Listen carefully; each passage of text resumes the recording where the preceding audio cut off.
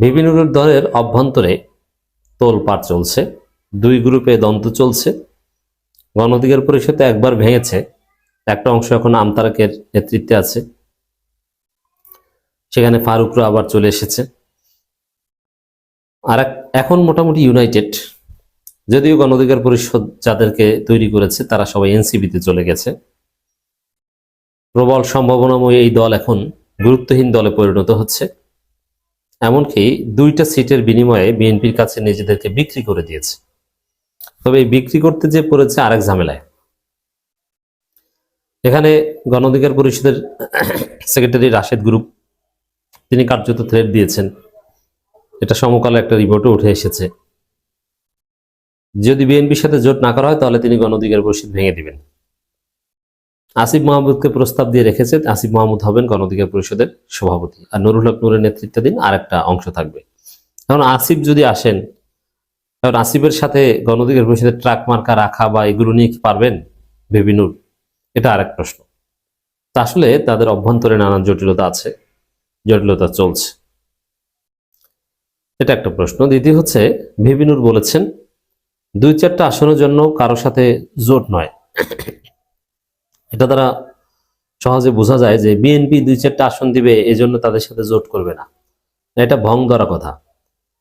আচ্ছা, 2-4টা, এটা হচ্ছে আরেকটা চালাকি। 4টা আসন বেবিনুরের দলকে কে দিবে? বড় দলের সাথে জোট করলে, বিএনপি কিংবা জামাত, এই 2 দলের সাথে জোট করলে, আমি চ্যালেঞ্জ দিয়ে বলছি, 2 দলের কোনো দল 4টা আসন বেবিনুরের দলকে দিবে না। বিএনপি 2টা দিবে না, বিএনপি সর্বোচ্চ 1টা দিতে পারে, আর জামাত সর্বোচ্চ 2টা দিতে পারে, সভাপতিকে একটা, সেক্রেটারিকে একটা। তারা 4টা আসন, এইসব 2-4টা কোথায় পেয়েছে? 2টা বলতে পারেন যে 2টা আসনের কারণে কারোর সাথে জোট করবে না। আসলে কি তাই? 4টা না, 4টা কেউ দিবেই না, এটা পাও কথা। আরে 2টা আসনের কারণে তো ওরা বিএনপির কাছে বিক্রি হয়ে গেছে, জোট আর করবে কি? বিএনপির ফাঁদে, বিএনপির ফান্দে বেবিনুর কান্দে, বের হতে পারছেন না, পারবেন না। তাহলে এই কথা কেন বলছেন যে 2-4টা আসনের জন্য কারোর সাথে জোট নয়? এটা ভং দ্বারা কথা, এবং এটা ওই নেগোসিয়েশনের কথা। এরকম 2-4টা কথাবার্তা বলবে যাতে 2টার জায়গায় 3টা আসন দেয়, ফারুকের জন্য একটা আসন পাওয়া যায়। আসলে যে বিএনপির ফান্দে পড়ে গণ অধিকার পরিষদ এখন নাচছে বিএনপির কথায়, তার প্রমাণ দেখে। বেবিনুর বলেছেন যে খালেদা জিয়ার অসুস্থতার কারণে সরকার আশা করি নির্বাচন স্থগিত করবে বা তফসিল ঘোষণা বিলম্ব করবে, এরকম একটা কথা বোঝানোর চেষ্টা করেছে, সরাসরি এই ভাষায় না বললেও। এটা নিয়ে আলাদা আলোচনা করেছে। এবারে বিএনপি তার মাধ্যমে এটা বলাচ্ছে, বিএনপি বলাচ্ছে আর তিনি বলছেন, এইটাই তো বিএনপির ফাঁদে পড়ার প্রমাণ। আর এটা আমি বলেছি, এটা খালেদা জিয়াকে অপমান করার সামিল, খালেদা জিয়াকে লাঞ্ছিত করার সামিল, খালেদা জিয়াকে ছোট করার সামিল। খালেদা জিয়া আপসীন নেত্রী, গণতন্ত্রের মানুষ কন্যা, সিম্বল অফ ডেমোক্রেসি। সেই খালেদা জিয়ার কারণে গণতান্ত্রিক অভিযাত্রা আটকে থাকবে, এটা খালেদা জিয়ার শেষ জীবনে অসুস্থতা নিয়ে নোংরা রাজনীতি ছাড়া আর কিছুই নয়, এবং অসুস্থতা নিয়ে রাজনীতি। তো এই যে 2-4টা আসনের জন্য কারোর সাথে জোট নয়, এই কথার একটা দিক হচ্ছে যে সিট যাতে একটু বাড়িয়ে দেয়, 2টার জায়গায় যাতে 3টা দেয়, এই জন্য এরকম নেগোসিয়েশন স্ট্র্যাটেজি হিসেবে এই ধরনের কথা বলতে হয়। নাম্বার 1, আপনি দেখে থাকবেন যে গণ অধিকার পরিষদের ছেলেরা একযোগে প্রচারণা চালাচ্ছে নির্বাচন হবে না। ফারুক গণ অধিকার পরিষদের, সে লাইভ করছে যে ফেব্রুয়ারিতে নির্বাচন হবে বলে আমি মনে করি না, অথচ ফেব্রুয়ারিতে নির্বাচন হবে এটা নিশ্চিত। এখন কেন এরা এটা প্রচার করছেন? বিএনপি বলেছে, যে তোমরা বাজারে প্রচার করো ফেব্রুয়ারিতে নির্বাচন হবে না, দেখি রিয়াকশন কি। যদি দেখে যে না আসলে জমাতে পেরেছে, তখন তারা বলবে। কিন্তু ইউনূস এটাকে দাম দিবে না, ইউনূস ফেব্রুয়ারিতে নির্বাচন করবে, তাতে খালেদা জিয়া এবং তারেক রহমানের অবস্থা যাই হোক না কেন, কারণ এটা পূর্ব ঘোষিত। দুনিয়া কারো কোনো ব্যক্তির জন্য আটকে থাকতে পারে না। বাংলাদেশে এমন কোনো ঘটনা ঘটেনি যে নির্বাচন স্থগিত করতে হবে, ফেব্রুয়ারিতে নির্বাচন হবে, যথাসময় নির্বাচন হবে, এটি হচ্ছে বাস্তবতা। 2-4টা আসনের জন্য গণ অধিকার পরিষদ কোন রাজনৈতিক দলের সঙ্গে জোট করবে না বলে সাফ জানিয়ে দিয়েছেন দলটির সভাপতি নুরুল হক। তাহলে কয়টা আসনের জন্য? 10টা না, 2টার জায়গায় 3টার জন্য এইসব কথা বলছে। আমরা বুঝি না। তবে কোনো দল বিএনপিকে এই গণ অধিকার পরিষদকে 3টা দিবে না, সর্বোচ্চ 2টা পাবে। এই রিয়ালিটি মেনে নিতে হবে। যতই চেষ্টা করুক 2টার বেশি কেউ দেবে না। বিএনপি দেবে 1টা, জামাত দিবে 2টা।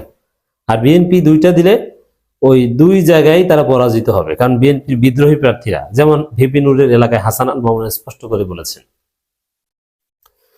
যে ধানের শীষ পাই আর না পাই নির্বাচন করব। এর মানে হাসান আল মামুন ঢাকা বিশ্ববিদ্যালয়ে ছাত্র দলের সভাপতি ছিলেন, দীর্ঘদিন রাজনীতি করেছেন পটুয়াখালীতে, তার ওইখানে একটা ইমেজ আছে, শক্তিশালী গ্রুপ আছে, কিন্তু এখন পর্যন্ত নমিনেশন পাননি। তার কপাল খারাপ, সবকিছু রেডি, বয়স হয়ে গেছে এখন। এবার নমিনেশন না পেলে আর ভবিষ্যতে নমিনেশন পাওয়ার কোনো বয়সই থাকে না। 60-এর কাছাকাছি বয়স হয়ে গেছে, অথচ ছাত্র রাজনীতি থেকে উঠে আসা এবং এই পটুয়াখালীর রাজনীতি করেন এবং ভালো ছেলে। এই হাসান আল মামুন সব ঠিক, 18 সালে নিশ্চিত নমিনেশন, কিন্তু তারেক রহমান গোলাম মোল্লা রনিকে পাঠিয়েছে। এক এক বছর এক এক কারণে হাসান আল মামুন ধরা খায়, নির্বাচনই করতে পারেন, অথচ তার জীবনটা ওই গলা চিপা 10 মিনিটের জন্য এক প্রকার উৎসর্গ করেছে। ওইখানেই তার থাকা। এই ধরনের লোক তিনি ঢাকায় থাকতে পারতেন, অন্যভাবে প্রতিষ্ঠিত হতে পারতেন, কিন্তু না, তিনি ইলেকটোরাল পলিটিক্স করছেন। এই হাসান আল মামুনের স্পষ্ট কথা যে কোনো সার নয়, ধানের শীষ পাইলে পাইলাম, না পাইলে না পেলাম, নির্বাচন করবো। এবং জেলা বিএনপি, পটুয়াখালী জেলা বিএনপি 95% বিএনপির লোকজন হাসান আল মামুনের সাথে আছে। সেই জায়গায় বিএনপি যদি গণ অধিকার পরিষদকে সিট দেয়ও, সার দেয়ও, কোনো লাভ আছে? ভিপিনুর কি নীরবে নিবৃত্তে পার পেয়ে যাবেন? কোশ্চিন কারণ বিএনপির নমিনেশন পেলে ওই বিএনপির সাথেই লড়াই করতে হবে। আর এই ফাঁকে জামাত চরমনায় সহজে জিতে যাবে।